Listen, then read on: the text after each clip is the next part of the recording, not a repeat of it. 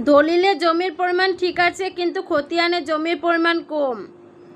আপনারা জমি ভোগ দখল করছেন বহু বছর ধরে, হঠাৎ করে লক্ষ্য করতে পারলেন যে লাস্ট যে খতিয়ান রয়েছে সেই খতিয়ানে জমির পরিমাণ কম।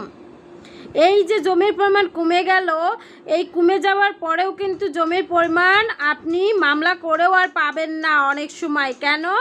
এই কমে যাওয়ার পিছনে যদি বৈধ কারণ থাকে, বৈধ কারণ কি হতে পারে? আপনার জমির পাশ দিয়ে রাস্তা চলে গেল, সরকারি রাস্তা, তাহলে কিন্তু আপনার জমির পরিমাণ আর বাড়বে না খতিয়ানে।